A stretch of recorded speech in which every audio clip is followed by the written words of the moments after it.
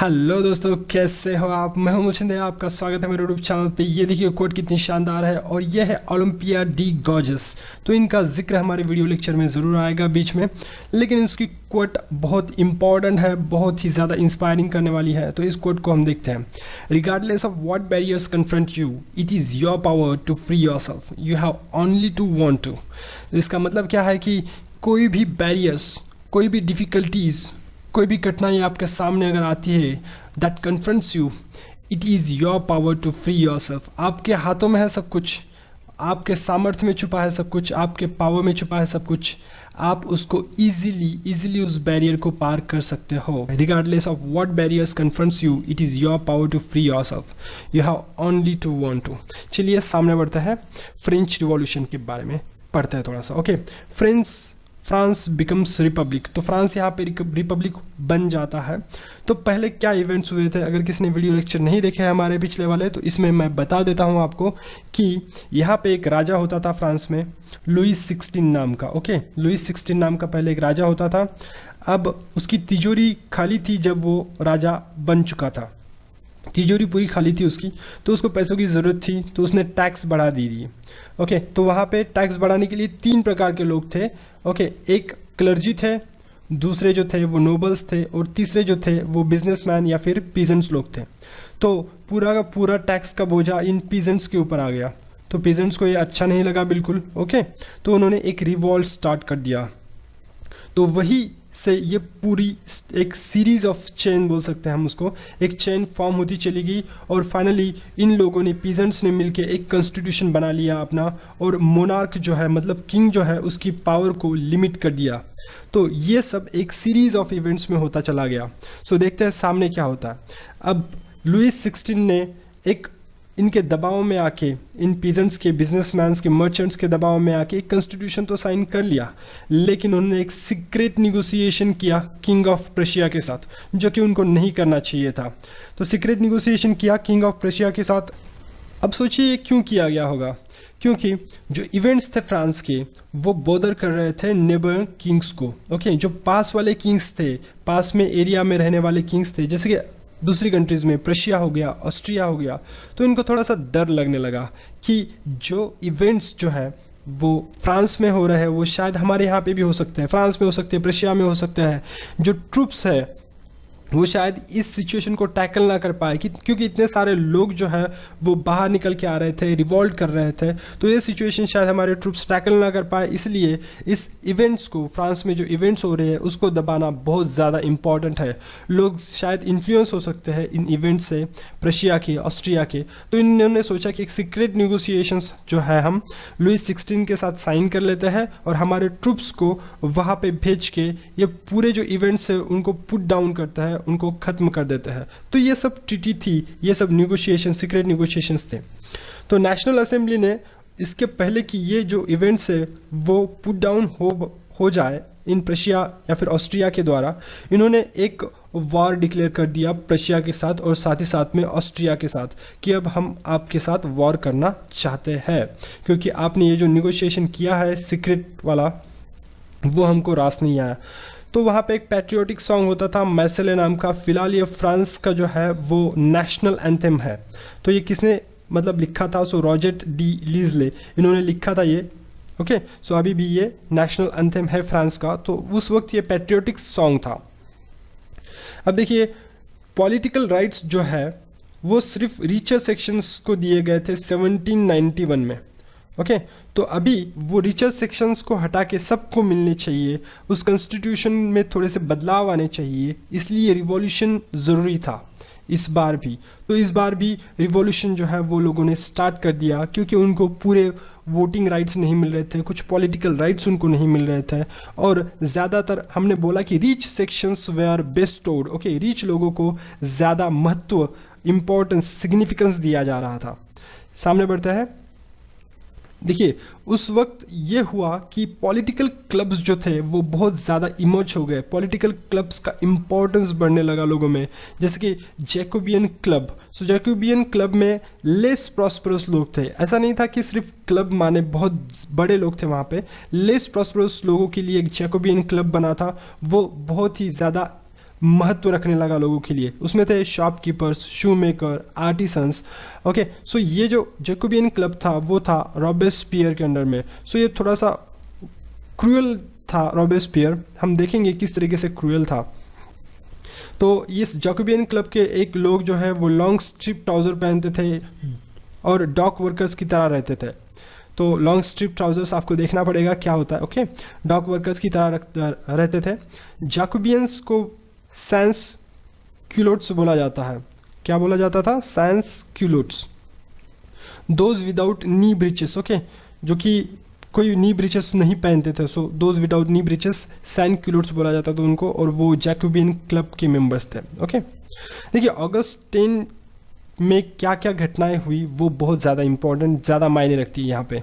सो अगस्त 10 में, क्योंकि वो ऐसा कॉन्स्टिट्यूशन चाहते थे जिस कॉन्स्टिट्यूशन में सबको समान अधिकार मिले, जहाँ पे रिच और पुअर जो है वो एक इक्वालिटी में आए, जिनको दोनों को भी वोटिंग राइट्स होना चाहिए। तो इन्होंने क्या कर दिया, वो सब चाहते थे ये लोग, तो इन्होंने एक पैलेस था ट्यूलेरिस नाम का, उसको स्टॉर्म कर दिया। जैसे बेस्टिले को स्टॉर्म किया था पिछली बार, वैसे ट्यूलेरिस नाम के इस पैलेस को स्टॉर्म कर दिया। किंग्स के गार्ड को मार दिया गया, massacred the king's guard. King himself hostage, king को हॉस्टेज रखा गया। सो किंग को भी हॉस्टेज रखा गया यहाँ पे। सो मतलब बहुत बड़ा रिवॉल्यूशन चल रहा था, एक बहुत बड़ी पहल हो रही थी।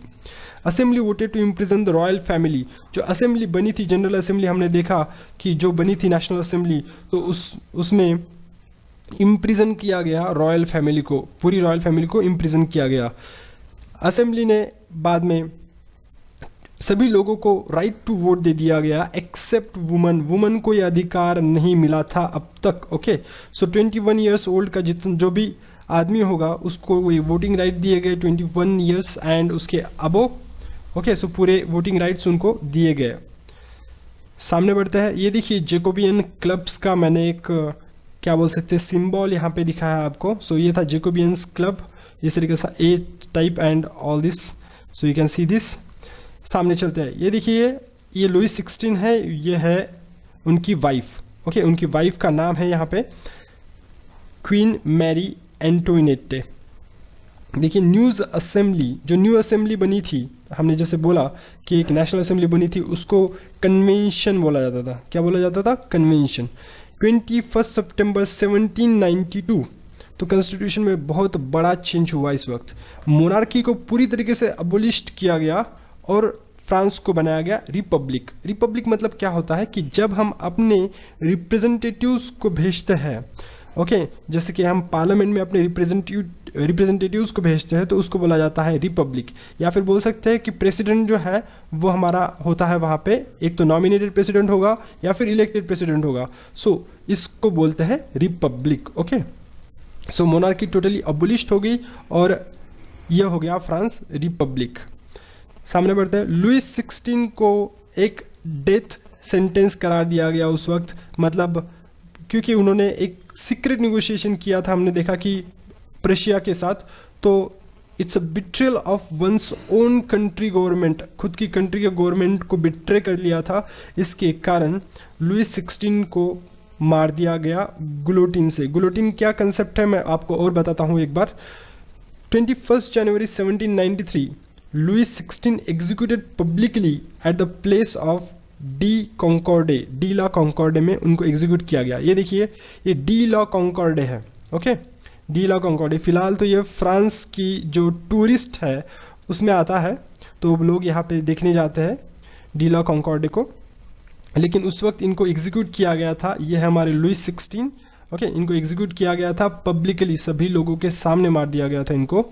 और यह है गुलोटिन नाम का कंसेप्ट। जैसे मैंने बोला कि यहाँ पे एक कांच होता है, ओके, कांच होता है, फिर मेटल टाइप कुछ होता है जो आदमी के गर्दन पे पड़ के गर्दन अलग हो जाती है धड़ से। तो यहाँ पे आप एग्जैक्टली देख सकते हो कि किस तरीके से गुलोटिन नाम का कंसेप्ट था उस वक्त। ओके, सो सामने चलते हैं, देखते हैं क्या हुआ था। देखिए इनको तो पब्लिकली एग्जीक्यूट किया गया लुई 16 को 21 जनवरी 1793 को, लेकिन साथ ही साथ में क्वीन मैरी एंटोइनेटे को भी सेम फेट, मतलब इनके नसीब में भी सेम आया, इनको भी पब्लिकली एग्जीक्यूट किया गया। तो एक रेन ऑफ टेरर था उस वक्त। किस तरीके का रेन ऑफ टेरर था? तो वही जैसे मैंने बोला कि ये एक रेन ऑफ टेरर था, कुछ भी हो गया, रिपब्लिक के खिलाफ अगर कुछ भी बोला तो रोबेस्पियर जो थे वो उनको इस तरीके से एग्जीक्यूट करते थे लोगों को। तो ये बहुत ज़्यादा बोल सकते हैं कि एक हार्श ट्रीटमेंट था लोगों के लिए, बहुत ही ज़्यादा एक्सट्रीम सिचुएशन थी ये। ओके, सो रोबेस्पियर सेवर कंट्रोल रखते थे और पनिशमेंट जो थी अभी हमने देखी कि किस तरीके की पनिशमेंट होती थी, और ये रिपब्लिक के खिलाफ एक वर्ड भी नहीं सुन सकते थे। सो ये पॉलिसी रोबेस्पियर ने अपनाई थी उस वक्त, जो कि जैकोबियन क्लब के एक बोल सकते थे कि लीडर थे। ओके, सामने चलते हैं। Enemies of republic like ex-nobles, clergy, member of political party, own party members arrested and imprisoned। तो ये क्या करते थे, रिपब्लिक के जितने भी एनिमीज होते थे जैसे कि नोबल्स, ओके, क्लर्जी हो गए, या फिर मेंबर ऑफ पॉलिटिकल पार्टी या फिर ओन पार्टी मेंबर्स को अरेस्ट किया जाता था और उनको इम्प्रिजन किया जाता था। साथ ही साथ में अगर थोड़ा सा हार्श ट्रीटमेंट देना हो या फिर एक्सट्रीम पोजीशन पे जाना हो, किसी ने कुछ किया होगा तो उसको फाइनली गुलोटिन को मतलब गुलोटिन में उनकी गर्दन काट देते थे। They tried bye revolutionary method. Okay, revolutionary method के द्वारा उनको ट्राइड किया जाता था। गुलोटिन यूज किया जाता था to behead the person. Expensive white floor जो था, मतलब कोई अगर वाइट फ्लोर आता है उनके कंट्री में एक्सपेंसिव, सो उसको फॉरबिडन किया गया था। लोग सेम आटा खाएंगे, ओके, तो वो आटा जो है वो ज़्यादा एक्सपेंसिव नहीं होना चाहिए। तो मतलब ये तो बहुत हो गया। Okay, equality bread required to eat, सभी ने जो ब्रेड है वो इक्वालिटी ब्रेड खानी चाहिए, मतलब नियर अबाउट सेम ब्रेड खानी चाहिए, और साथ ही साथ में बोल सकते हैं कि सेम प्राइस की ब्रेड खानी चाहिए। ओके, सर और मैडम के कंसेप्ट को इन्होंने हटा दिया यहाँ पे और वहाँ पे लाया सीटोइन और सीटोइने, मतलब सर के लिए आ गया सीटोइन और मैडम के लिए आ गया सीटोइने। लेकिन फाइनली इनके ऊपर भी चार्ज बैठ गया। ओके, इनके ऊपर चार्ज बैठ गया, मतलब रोबेस्पियर के ऊपर चार्ज बैठ गया और finally he is convicted by court. Court के द्वारा उनको भी कन्विक्ट किया गया और उनको भी गुलोटिन को भेज दिया गया। मतलब जैसे का वैसा उन्होंने जितनी हार्श ट्रीटमेंट पनिशमेंट लोगों को दी थी वो सेम पनिशमेंट उनको भी अभी मिल रही थी। उनका भी सर धड़ से अलग कर दिया गया। ओके, थोड़ा सा पता है कि थोड़ा सा एक्सट्रीम जा रहा है, लेकिन फ्रेंच रिवॉल्यूशन है तो ये तो होता था पहले। ओके, सामने चलते हैं। जैकोबियन गवर्नमेंट जो है उनकी पॉपुलैरिटी कम होती चली गई और वेल्दियर मिडिल क्लास की पॉपुलैरिटी जो है इस वक्त बढ़ती चली गई, क्योंकि जैकोबियन क्लब में इतनी सारी मतलब एक्सट्रीम सिचुएशंस लाई थी और इतनी पनिशमेंट हार्श थी उनकी कि वेल्दियर मिडिल क्लास जो है वो इमर्ज होते चले गए और जैकोबियन गवर्नमेंट जो है उनका डाउनफॉल होता चला गया। और साथ ही साथ में इन्होंने कुछ चीज़ें भी अच्छी मतलब जो चीज़ें थी उनको सॉर्ट आउट नहीं किया था, जैसे कि प्रॉपर्टी सेक्शन को सिर्फ वोट करने का अधिकार था, जिनके पास पैसा था जो कि टैक्स भरते थे उनको ही सिर्फ वोट करने का अधिकार था, तो उसके वजह से भी जैकोबियन गवर्नमेंट जो है वो उसका फॉल होता चला गया।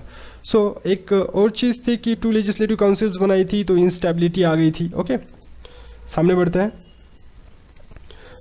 उसके बाद में जैसे कि बोला कि 2 लेजिस्लेटिव काउंसिल, फिर इंस्टेबिलिटी, और साथ ही साथ में जैकोबियन गवर्नमेंट का जो था एक मेन लीडर था रोबेस्पियर, उनको सूली पे चढ़ा दिया गया इस तरीके से। तो बाद में आए मिलिट्री डिक्टेटर नेपोलियन बोनापार्ट, बहुत ही ज़्यादा फेमस पर्सनैलिटी, आपने सुना ही होगा इनके बारे में। मिलिट्री डिक्टेटर उस वक्त नेपोलियन बोनापार्ट आ गए सामने, और यही जो मूवमेंट है ओके नेपोलियन बोनापार्ट का, उसने पीपल को मोटिवेट किया रेस्ट ऑफ द कंट्री में, क्योंकि उन्होंने बहुत सारे कारनामे करे थे। ओके, वो कारनामे हम देखेंगे। अब आती है वुमेन्स रिवॉल्यूशन की बारी। तो वुमेन्स रिवॉल्यूशन बहुत ज़्यादा इंपॉर्टेंट और या फिर मायने रखता है। Women's revolution, okay, abolition of slavery, women's revolution, abolition of slavery, effect of revolution on everyday life. ये सब चीज़ें जो है वो होनी चाहिए थी। तो वुमेन्स रिवॉल्यूशन के लिए जैसे मैंने बोला कि वो मैडम थी, उन मैडम का नाम ओलंपस डी गॉर्जस। ओके, इन्होंने एक रिवॉल्यूशन स्टार्ट कर दिया था उस वक्त। तो देखते हैं, वुमेन पॉलिटिकल क्लब इमर्ज्ड, उस वक्त वुमेन्स पॉलिटिकल क्लब इमर्ज्ड हो गए थे। उसमें से एक बहुत ज़्यादा फेमस क्लब था, उसका नाम था the society of revolutionary and Republican. What is the name? That is the society of revolutionary and Republican. उसमें 60 वुमेन थी। ओके, 1791 के कॉन्स्टिट्यूशन में वुमन को एज अ पैसिव सिटीजन्स रखा था। देखिए पैसिव सिटीजन्स मैंने बोला पहले ही आपको कि पैसिव सिटीजन्स होता क्या है, जिनको वोट करने का अधिकार नहीं मिलता उनको पैसिव सिटीजन्स बोला जाता है। ओके, एक्टिव सिटीजन्स वो होते हैं जो कि वोट करने का अधिकार रखते हैं। तो वुमन को 1791 के कॉन्स्टिट्यूशन में वोट करने का अधिकार नहीं था, वो थे पैसिव सिटीजन्स। ओके, तो इम्प्रूवमेंट्स तो बहुत सारी हो चुकी थी, जैसे कि एजुकेशन में इम्प्रूवमेंट हो गई थी वुमन के, नो फोर्स्ड मैरिज, कोई फोर्स मैरिज भी नहीं किया जाता था वुमन को, मतलब फोर्सफुली उनका मैरिज नहीं किया जाता था किसी के साथ। डिवोर्स भी लीगल हुआ था, मतलब दोनों के लिए था डिवोर्स लीगल, मेन के लिए वुमेन के लिए। ओके, सो इतने चेंजेस आने के बावजूद भी कुछ चेंजेस जो थे वो इम्पॉर्टेंट थे। कुछ मूवमेंट्स जो थे बाद में वुमेन्स ने चलाए थे उन वोटिंग राइट्स को या फिर उन राइट्स को पाने के लिए। जैसे कि देखिए वोटिंग राइट्स हो गया, इक्वल वेजेस हो गया, राइट टू वोट हो गया। Okay, so right to vote का अधिकार जो है उनको मिला था 1946 को, मतलब बहुत देर के बाद ये अधिकार उनको मिला वुमेन्स को। सामने बढ़ते हैं। सामने जैसे मैंने बोला कि ओलंपिस डी गॉर्जेस ने वुमेन के लिए बहुत ज़्यादा जो है वो लड़ाई लड़ी, मतलब ओके, सो उसको भी देखते हैं कि कितनी हार्श ट्रीटमेंट उसके साथ हुई, कितनी मतलब उनको क्रिटिसाइज़ किया गया लोगों ने, उसके बाद भी वो सामने बढ़ती रही। तो रिवॉल्यूशनरी रिफॉर्म आ गए थे। जैकोबियन गवर्नमेंट ने जो रिवॉल्यूशनरी रिफॉर्म किया था सबसे बड़ा वो यही था कि उन्होंने स्लेवरी को अबोलिश किया था। स्लेवरी जो होती थी उसको अबोलिश किया था। स्लेवरी कैसे होती थी उसको बारे में भी हम देखेंगे। तो कैरिबियन कॉलोनीज थी, जैसे मार्टिनिक हो गई या फिर गौदेलोप हो गई या फिर सैन डोमिंगो हो गई। सो वहाँ पे टोबैको, इंडिगो, शुगर या फिर कॉफ़ी, इसका ये जो कमर्शियल प्रोडक्शन करना था उसके लिए बहुत सारे स्लेव्स लगते थे, बहुत सारे हम बोल सकते एम्प्लॉयज़ लगते थे। ओके, स्लेव्स से ज़्यादा बोलेंगे कि एम्प्लॉयज़ लगते थे। लेकिन वहाँ पे काम करने के लिए यूरोपियंस जो थे वो रिलक्टेंट थे। They don't want to work at distant and unfamiliar land के ऊपर वो वर्क नहीं करना चाहते थे। अनफेमिलियर मतलब जो कि हमको परिचित नहीं है लैंड, उसके ऊपर वो काम नहीं करना चाहते थे। सो फिर काम कौन करेगा वहाँ पे? तो यहाँ पे आता है स्लेव ट्रेड, स्टार्ट होता है स्लेव ट्रेड जो कि 17th सेंचुरी में। सो अफ्रीका से लोग लाए जाते हैं, और उनको कैरिबियन के पास में जो है वो छोड़ दिया जाता है, और वहाँ पे ये सब टोबैको, इंडिगो और शुगर, कॉफ़ी, ये जो कमर्शियल प्रोडक्शन में उनकी हेल्प ली जाती है, स्लेव्स की तरह रखा जाता है उनको। So that is what the slave trade. Okay, Olympus D gorges के बारे में देखने से पहले हम स्लेव ट्रेड की एक झलक देखना चाहेंगे यहाँ पे। सो देखते हैं। ये देखिए, तो स्लेव ट्रेड किस तरीके से होता था। ये नैंटेज है। ओके, ये नैंटेज है, एक पोर्ट है। सो उस पोर्ट से शिप्स जाती थी ये यहाँ पे, ओके, समवेयर यहाँ पे अफ्रीका में। वहाँ से वो लोग स्लेव्स को उठाते थे और फाइनली ये कैरिबियन का रीजन है, कैरिबियन सी का। सो यहाँ पे जाके उनको छोड़ देते थे, और फिर यहाँ पे फाइनली जो भी ये खेती होती थी उन चीज़ों की जो कि मैंने अभी आपको बताई, ओके, टोबैको, इंडिगो और वगैरह वगैरह। सो ये होता था पूरा का पूरा स्लेव ट्रेड। नेंटेज बाद में ये अफ्रीका का रीजन जहाँ से उस स्लेव्स को उठाया जाता था और फिर यहाँ पे जाके उनको छोड़ दिया जाता था, ये था स्लेव ट्रेड। सो इसके पहले कि हम सामने बढ़े, सो ओलंपिस डी गॉर्जेस के बारे में देखेंगे। So she was a most active political woman, उस वक्त की मोस्ट एक्टिव पॉलिटिकल वूमेन थी। जैसे हमने कोर्ट में पढ़ा था कि regardless of what barriers confronts you, it is your power to free yourself. आपके हाथों में है कि आप खुद को फ्री कैसे कर सकते हो। You have only to want to. बाद में सामने चलते हैं। So she protested against the constitution, जो कि 1791 में कॉन्स्टिट्यूशन बनाया गया था, उसमें बहुत सारे राइट्स वुमेन को नहीं दिए गए थे। So she protested against constitution, और उस वक्त इन्होंने प्रोटेस्ट किया था जिस वक्त ये रॉबेस्पियर की पॉलिसी आई थी।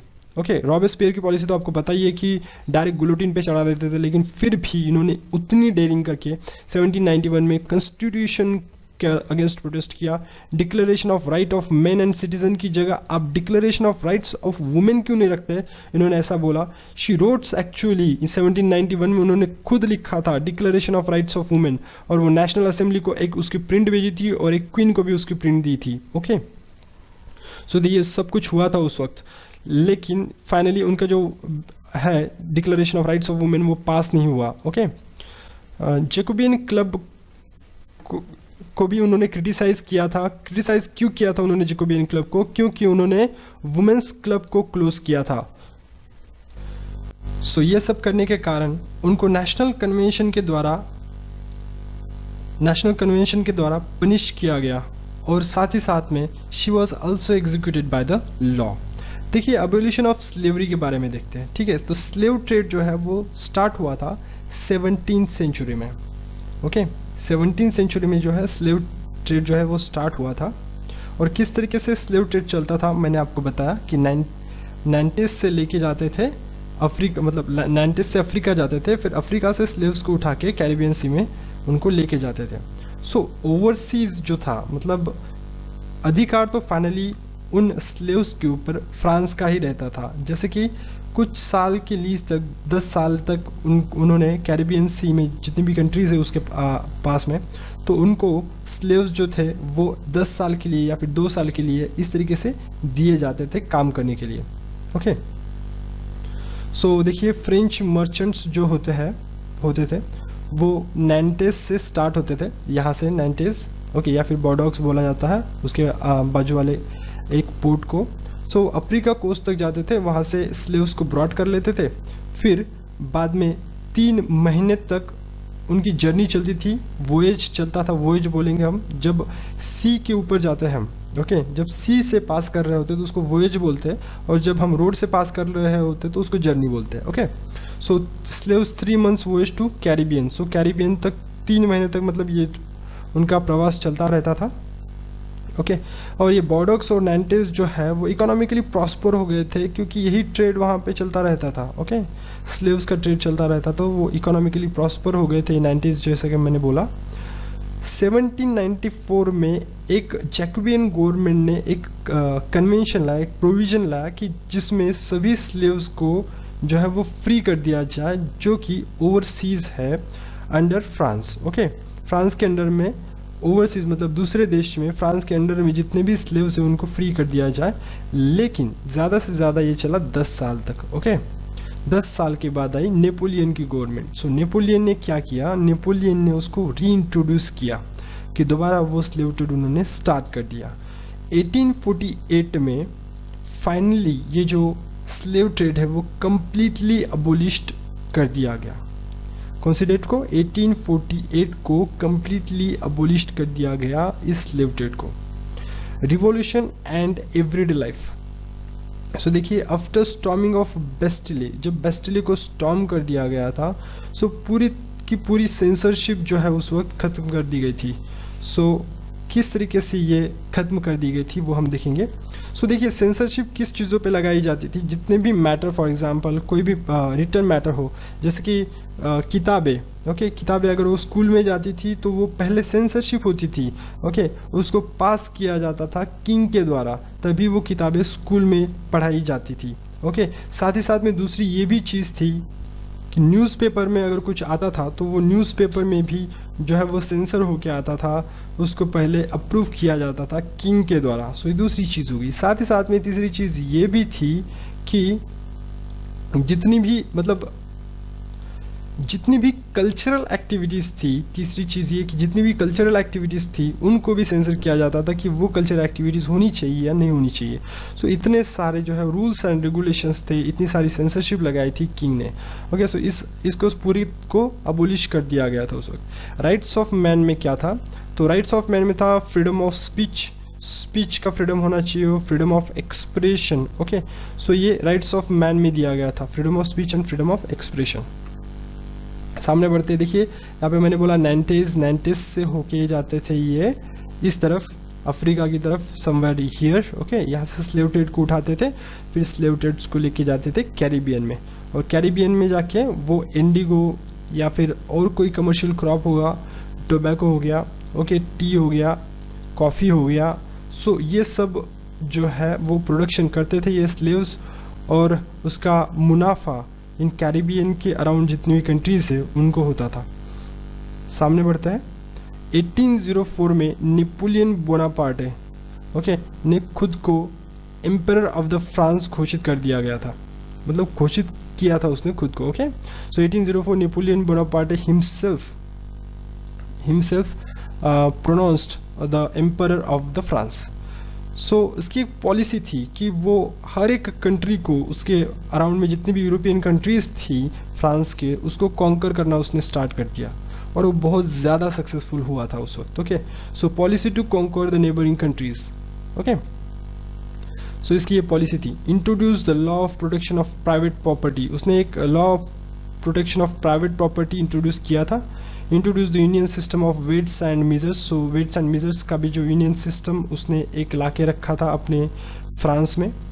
लेकिन फाइनली उसको डिफीट मिला एट वाटरलू, वाटरलू पे उसको डिफीट मिला 1815 में। ओके, उसको हरा दिया गया बाय समवन, एग्जैक्टली मुझको अभी पता नहीं है, लेकिन मैं आपको नेक्स्ट वीडियो लेक्चर में ज़रूर बताऊंगा। ओके, लेकिन ये सीरीज़ यहाँ पे ख़त्म होती है, लेकिन किसी ना किसी वीडियो लेक्चर में ये जिक्र आएगा हमारा, तो उसमें मैं आपको बताऊंगा। So finally he defeated at Waterloo in 1815।